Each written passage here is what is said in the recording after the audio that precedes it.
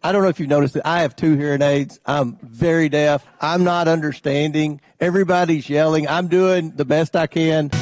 Welcome to the BJ Show. Let's rock and roll. Rock and roll. Come on, everybody. Let's lose control. Brad and John, they're the ones to follow. Yeah, ready for the ride. It's the BJ Show. BJ Show. It is the BJ Show. Today's date is October 16th. There's 2 of us on this show. One of us is John Hildebrand. The other one is Brad Combest. Is that right, John Hildebrand? I think that's a total besmirching of both of us. Well, the reason I mention that is, do you want to really talk about this right off the get-go? I probably could guess where you're going, and no, we're not talking about that. And in A Block, Brad, we have a series of 3 stories that have a common thread running together, and I bet you and listeners will be able to pick it out pretty quickly. Thanks for that introduction, Brad. I have to essentially explain why I got the names backwards, because yesterday during the show, we had a phone call, which I didn't answer, numerous texts, and then after we got off the air at 8 o'clock, I got a call from, I think his name is Michael Boscher. Is that, or Michael Bosch, isn't his name? Yeah, it could be, Brad. Could be. That was a topic from 2 weeks ago, Brad. Thanks for bringing that back up. That's a hilarious one. And you know what's not hilarious, though? The emotional journey we're going to go on with these 3 stories right here in A Block. John, you're trying to avoid it, but it was an interesting conversation, and he just wanted to know why you're so butthurt about him. But that's a whole nother story. And to quote a prominent Democrat who texted us after the show, talk about projection. It's just bizarre. Can we move on, Brad? No, I'm having too much fun with this. Yes, we'll move on. We got this guy right here. What's your name, sir? I'm Casey Kasem. And what he does is he counts down John Combest's top 3. Now, top 3 of what, you might ask? Well, every single day for the past 44 years, I think it is now, John Combest has put together this incredible list of all the important stuff you should know go on in the state of Missouri. Dozens of stories. But what he does on this very show, he does what's the name? Elaine Cha kind of thing. He curates the top 3 stories that are on his website. And we bring in that. What's your name again, sir? Again? I'm Casey Kasem. And the reason we bring him in, because John counts them down. And the countdown continues. In 3rd place. Talk about an emotional journey this morning, Brad. We're going to start with a high. We're going to go to a low. And then we're going to have, I guess you could call it conflict resolution. We're certainly going to find some resolution. We're going to end up on a high. So let's start with one of the highs of the roller coasters. St. Louis Public Radio. They have a reporter named Sarah Fenton. Here's her headline today. Missouri sees, quote, significant, unquote, drop in drug overdose deaths for 2nd straight year. This data is brought to us from the Missouri Department of Health and Senior Services. By the way, yesterday, there was an article in the Post-Dispatch by a reporter named Hannah Wyman. She referred to an agency which she called the Missouri Department of Health and Human Services. Fun fact, there's no such department as the Missouri Department of Health and Human Services. It's the Missouri Department of Health and Senior Services. Let's get back to Ms. Fenton's piece. Drug overdose deaths decreased for the 2nd consecutive year in 2024. The drop in drug-related fatalities, a 26% decrease compared to the previous year, brings the total to its lowest number since 2017. Ms. Fenton also adds, last year, the deaths of 1,450 people in Missouri were related to opioids, stimulants, and other drugs, compared to about 1,950 in 2023. So, Brad, we did see an increase in the COVID era of drug-related deaths in the state of Missouri. And now, 2 years in a row, we have a decrease. Ms. Fenton also, this is the last quote that I'll pull, quotes University of Missouri St. Louis professor Rachel Winograd.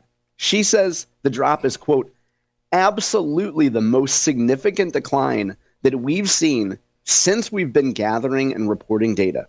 It's a really big deal, and it's worth acknowledging. So, Brad, you and I have talked in the past about how the alcohol industry is seeing a decline in folks purchasing alcohol. You and I both seem to attribute that to the fact that more people are toking up, bro, and maybe drinking less alcohol and doing more cannabis. But whatever the reason is, we now see fewer drug-related deaths in the state of Missouri. So that's an emotional high, wouldn't you say, Brad? Yes, it is. But I say, being the kind of guy that I'm not a druggie and I'm not an alky, you call that an alky, alcoholic, whatever. I just don't understand the whole thing. I mean, you know, I get it. I feel sorry for the people that are hooked on alcohol as alcoholics and the drug abusers and things like that. I've never had that problem. One of the problems I haven't had in my life, and trust me, I've had lots, but I don't know. I don't get it. But isn't that the whole younger generation kind of thing? Remember, we've read these stories about not only they're not doing that much alcohol, they're not doing that much drugs, they're not having that much sex. You know, what's wrong with the young kids nowadays? Oh, yeah, the kids are not all right. Well, and as I understand it too, the data shows that young people, so you figure folks that are, 18 to 22, they would be more likely to go to someone's house and hang out with a small group of friends rather than go to a bar and certainly not go to a club. Yeah, and that's a situation that maybe it's a generational thing. I mean, the kids, I'd love to, man, you know what show would be interesting? To get my 4 kids on the air on one time and interview them. You interview them. And I wouldn't, you'd say, well, now Brad's not listening, but I would be listening. And you'd say, okay, what's the one thing that you don't do because your father did it? You know what I'm saying, John? Yeah, I think so. I think they would probably have a litany of things, right, Brad? Yeah, probably so. We ready? Now, I promised you a journey, Brad. We have to go down that the old Screaming Eagle is about to plummet. The mine train is about to plummet. Let's get into story number 2. God, I hope you're not telling me that Six Flags is closing. We'll find out, right? Up a notch to number 2. The medical examiner's report described an average man, 49 years old, 191 pounds, and just over 5 feet 10 inches. He was dressed in black jeans, a black belt, and black shoes, and was carrying a black towel, a pair of dice, his driver's license, a debit card, and some loose change. He was reported to be intoxicated at the time of his death and had been drinking, quote, in excess the previous 2 days. According to autopsy and toxicology reports from the medical examiner's office, the man died accidentally from cocaine, synthetic marijuana, and alcohol. Heart disease and long-term alcohol use were listed as contributing factors.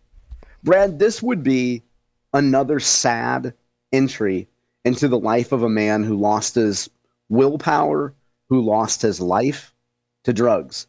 But it's gotten a little bit more attention. And this, in fact, medical examiner's report was on ESPN.com today. And the reason why is this man's name is Denton Loudermill. And you might recognize the name from the fact that he was the gentleman who was at the center of the controversy involving the Kansas City Chiefs parade shooting. Do you remember that story, Brad? I do. Mr. Loudermill was a fan of the Chiefs. He was also a fan of drinking. And he went to the Chiefs parade, and he was, admittedly, a bit intoxicated. The unfortunate shootout took place at the Kansas City Chiefs parade, which I believe was on Valentine's Day 2024, in which a bunch of young hoodlums admitted saying that one group looked at another one the wrong way. Gunfire was exchanged, and some people, including Mr. Loudermill, were detained. Mr. Loudermill was detained in handcuffs. He was placed on the curb until the cops could figure out whether or not he had any involvement or whether he was just an intoxicated guy bumbling around the parade. It turns out he was the latter.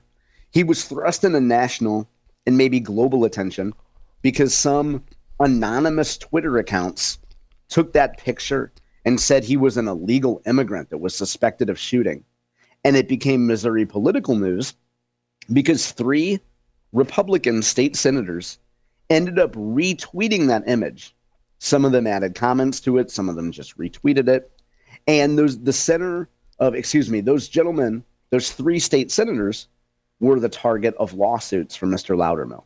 Now, Brad, this has come to light recently because now the family of Mr. Loudermill, because Mr. Loudermill dies, the lawsuit now goes in the name of his estate.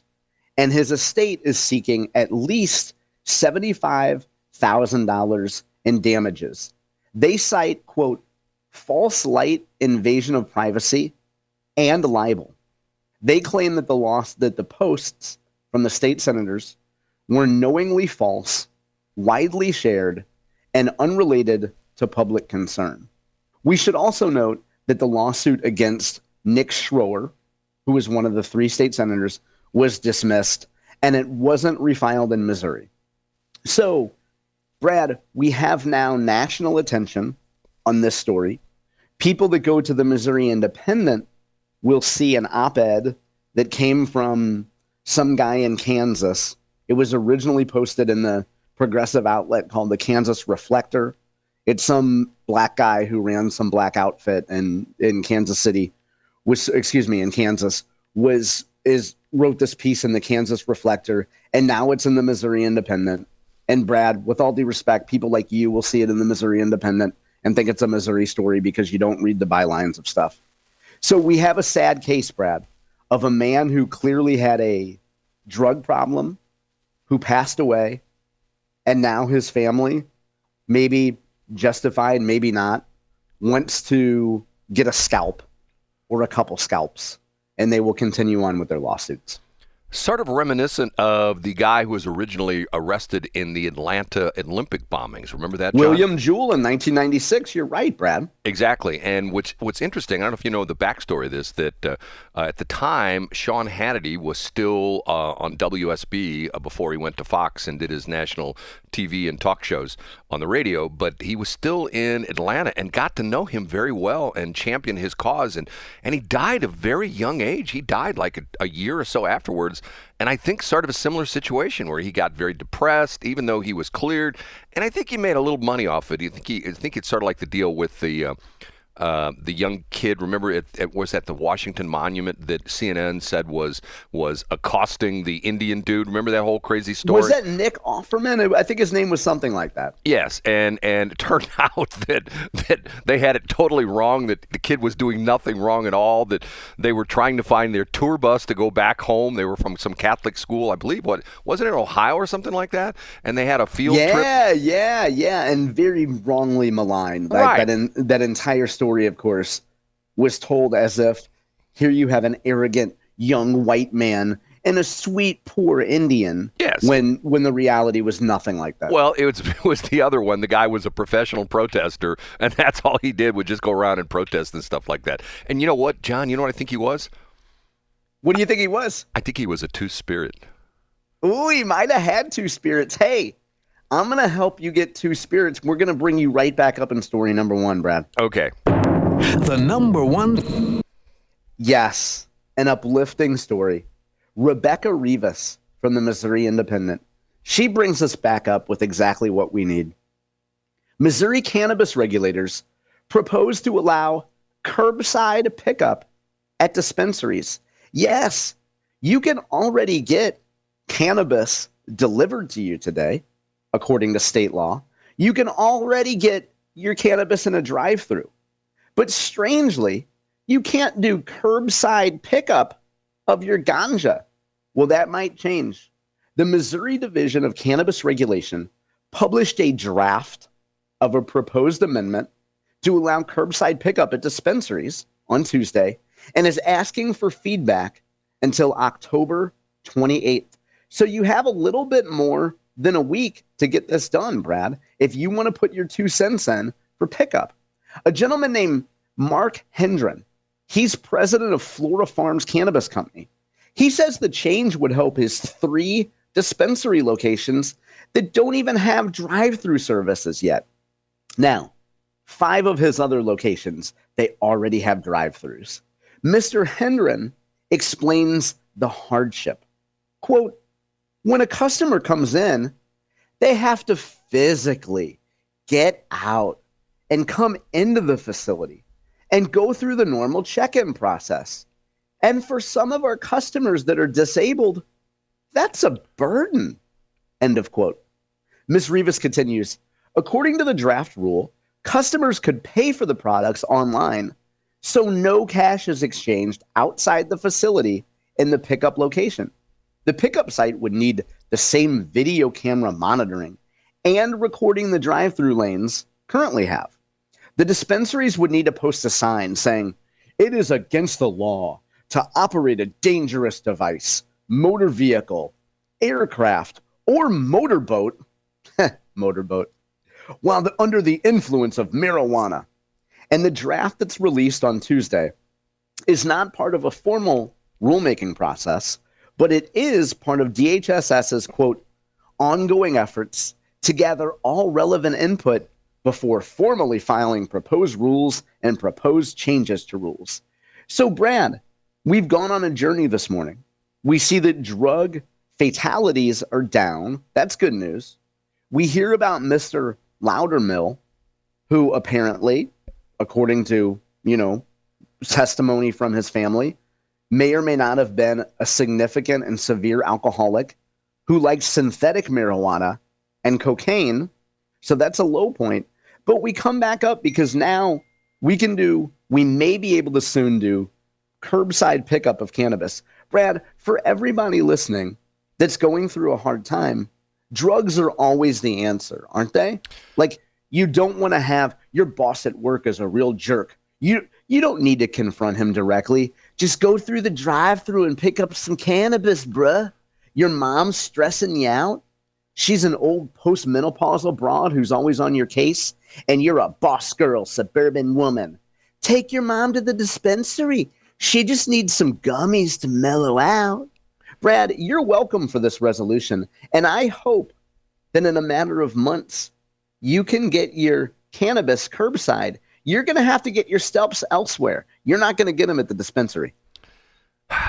John, what do I say about this? Me as the American, I essentially say, just throw it wide open. Who cares anymore? I mean, I've said this all along, stupid regulations and it reminds me, I know you're going to go, here he goes again. Here he goes again. Girls, what's my weakness? Bleep. Okay, then go ahead. It reminds me of the casino deal, where we got to have the boats floating. They got to be out in the river. They can't just float. They have to cruise. They have to have a 2-hour cruise. And you get on for 2 hours, you gamble, then you got to get off. And it goes back in the river. And then all of a sudden, one of the casino operators comes out and says, we just figured out that being on the rivers is kind of dangerous.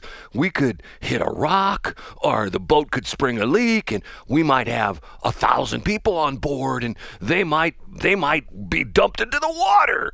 And the Missouri legislature goes, you know what? We never thought of that. So now you don't have to run the boats up and down the river. You just can be tied off at the dock. And then a couple years later, they go, we just realized there's barges going up and down the river, and one of those barges may come apart and it may hit one of the docked casino boats and it may sink. Oh, we never thought of that. Well, you can just build your casinos on the land and just put some water underneath it and everything will be fine. Get what I'm saying, John? I do. And the casino vote was 1992, which is the cycle before I got involved in campaigns. I'm guessing that the casino folks might have had an inkling of maybe we'll do the tip strategy where we'll say we'll be on riverboats, and then in a couple years we'll just be able to move to land. I'm guessing some folks in the casino industry were thinking that all along. Well, let me throw it right up with the marijuana. I think marijuana should be absolutely positively totally deregulated, and here's my suggestion. If we want to teach kids, entrepreneurialism, instead of them setting up lemonade stands on their front lawn, just set up marijuana stand. Hey, we got some Maui Wowie right here. And people drive, oh, here's $100, little kid. Oh, thanks. My mom and dad are so proud of me because I'm being entrepreneurial. I think I may try to get my MBA someday. Well, keep going, kid. You're on the right track. Hey, you know what I say, Brad? as long as that kid is not setting up a sunflower stand in the front yard, as long as there's no sunflowers in the front yard, I think everybody's happy. Well, and John, take it one step further. You go to a lot of fairs, the Washington Town and Country Fair, a lot of these fairs, they have charities that set up, that sell things. Like, for example, I go out all the time to the Town and Country Fair. Borgia Church there is selling fish. The Missouri cattlemen are always selling my excellent ribeye steak sandwiches. Yeah. We could have the charities set up at all the county fairs selling marijuana. Hey. Why wouldn't you, Brad? Yes. It comes from the earth, bro. Yes, it's from the earth. Come on over. You want to watch that concert tonight? You can't watch it straight. You've got to be screwed up. So, you know what? The midway with all the rides on it. You don't want to ride that thing that spins you around just straight. You want to be really out there because you'll get an even better high when you're spinning around on the teacup ride and you're stoked up on Missouri. We got Maui Wowie. What will we call Missouri? We got to come up with some terms. Missouri. Yeah, we should. Missouri Fury. I don't know. I think that you should probably grow some in South County, like during the summer, and call it Sunburn Hoosier. Like something that smells like Marlboros and body odor. Or some real strong stuff. We could call it Missouri Fury. Hey, you want to get high in a hurry? You need Missouri Fury. It'll get you. Brad, that's good. That's so good. It'll get you and there you know in like what? 10 minutes. You could finally adjust or tweak your Facebook profile, because Curb Boy isn't just for Steak and Shake anymore. Yes, Curb. It's funny you should mention that. Think about we go back to the old model that I had when I worked at Steak and Shake. People could pull into the lot, and each one of the parking spaces is numbered, and I'd run out to the car. Hi, how you doing? Yeah, I'd like to have some of that Missouri Fury. Okay, couple ounces? Yes, sir. That'd be great. And I run back in, and I come out. Here you go, sir. John, that's a brilliant idea. Curb service. There you go. Why wouldn't we do that, Brad? I'm telling you, man. I'll go back to work the curb. I'm telling you. Okay. We're done with that.